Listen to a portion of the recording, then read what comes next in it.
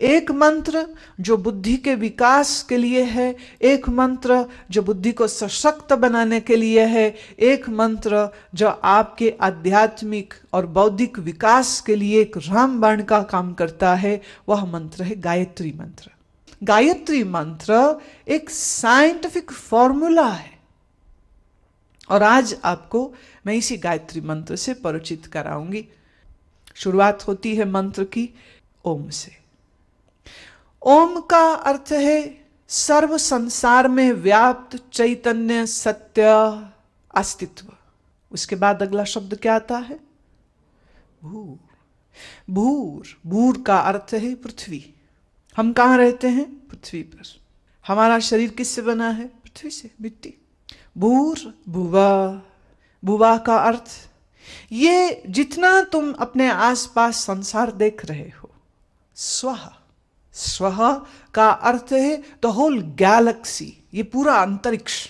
जिस आकाशीय गंगा में हमारा सूर्य और हमारी धरती है, ऐसी कितनी ही आकाशीय गंगा हैं, ऐसे कितने ही मिल्की वेज है। तो स्वः, स्वः माने वो सर्व कॉस्मॉस, पूरा का पूरा अंतरिक्ष। ओम भूर भुवः स्वः। तत्, तत्व माने एग्जिस्टेंस, तत्व माने सार। सवितुर्वरेण्यम, वह परम शक्ति वरेण्यम, वरेण्यम वर्ण करने योग्य है। भर्गो देवस्य, यह तत्व देव स्वरूप है। धीमहि, धीमा ने बुद्धि, हमारी बुद्धि को ऐसी शक्ति दीजिए जिससे हम एक सत्य पथ पर चलने के लायक हो सके। धियो यो न, हम यह प्रार्थना करते हैं। धियो यो न प्रचोदयात, हमारी बुद्धि प्रचंड होकर के तेजस्वी हो। यह प्रार्थना है, ये पुकार भी है, भावनात्मक भी है, और साथ ही साथ इसके द्वारा जब आप शब्द का उच्चारण करते हैं, जिस ध्वनि तरंग को आप उत्पन्न करेंगे, वह ध्वनि तरंगें आपके मस्तिष्क और आपके शरीर पर एक बहुत अच्छा प्रभाव देती है, जिससे शरीर भी स्वस्थ होता है, अंतर्स्रावी ग्रंथियां ठीक से काम करती हैं, मस्तिष्क ठीक से काम करता है, मस्तिष्क के न्यूरॉन्स ठीक से काम करते हैं।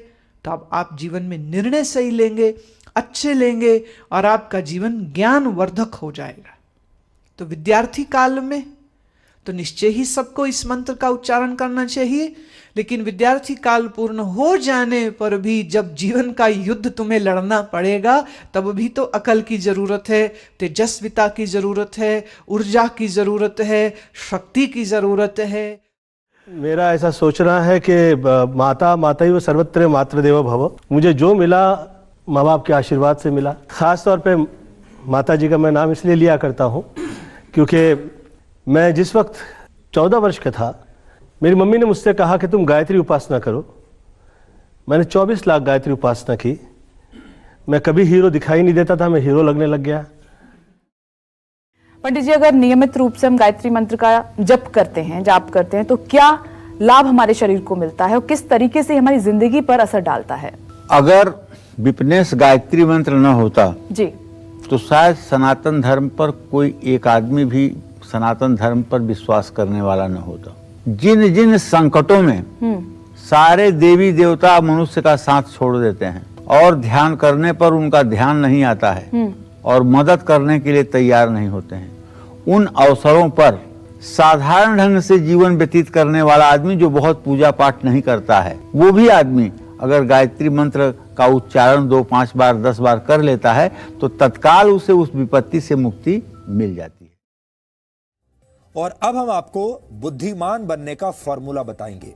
ये फॉर्मूला एम्स के एक रिसर्च के जरिए सामने आया है कि एम्स की एक डॉक्टर और आईआईटी के एक वैज्ञानिक ने कई वर्षों तक रिसर्च करने के बाद यह निष्कर्ष निकाला है कि हर रोज कुछ समय तक लगातार गायत्री मंत्र पढ़कर बौद्धिक क्षमता का अनंत विस्तार किया जा सकता है, यानी अपने दिमाग की ताकत को बढ़ाया जा सकता है। यह संभव है। एम्स ने अपनी रिसर्च में एमआरआई के जरिए दिमाग की सक्रियता की जांच करके इस बात की पुष्टि की है कि गायत्री मंत्र पढ़ने से दिमाग की शक्ति का विस्तार होता है। गायत्री मंत्र ऋग्वेद के 3 मंडल के 62वें सूक्त में मौजूद 10वां श्लोक है। यह हजारों वर्ष पुराना वैदिक मंत्र है जिसकी रचना त्रेता युग में ऋषि विश्वामित्र ने की थी। इस मंत्र में ईश्वर का ध्यान करते हुए यह प्रार्थना की गई है कि ईश्वर हमें प्रकाश दिखाए और सच्चाई की तरफ ले जाए। वेदों पर रिसर्च करने वाले भारत और दुनिया के बहुत सारे विद्वानों ने गायत्री मंत्र को ऋग्वेद के सबसे प्रभावशाली मंत्रों में से एक माना है। जो लोग गायत्री मंत्र का पाठ कर रहे थे उनके शरीर में खुशी के वक्त पैदा होने वाले केमिकल्स तेजी से बढ़ने लगे। इसी तरह का एक केमिकल है गाबा। इस केमिकल के कम होने पर नींद नहीं आती और डिप्रेशन जैसी बीमारियां होती हैं। लेकिन गायत्री मंत्र का पाठ करने से दूसरे ही हफ्ते में शरीर में गाबा केमिकल तेजी से बढ़ने लगा और दिमाग में सक्रियता बढ़ाने वाले केमिकल्स की मात्रा भी पहले के मुकाबले अधिक हो गई।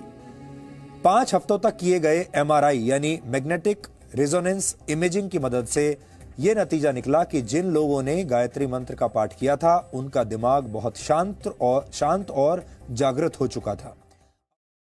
गायत्री मंत्र से बड़ा कोई मंत्र नहीं। ओम भूर्भुवः स्वः तत्सवितुर्वरेण्यं भर्गो देवस्य धीमहि धियो यो नः प्रचोदयात्। जो ऐसे कम से कम 11 बार गायत्री मंत्र का जप कर लेते हैं उनके तन में, उनके मन में, उनके जीवन में कोई रोग, कोई दुख, कोई दरिद्रता, किसी भी प्रकार की आसुरी शक्तियों का प्रभाव रह ही नहीं सकता।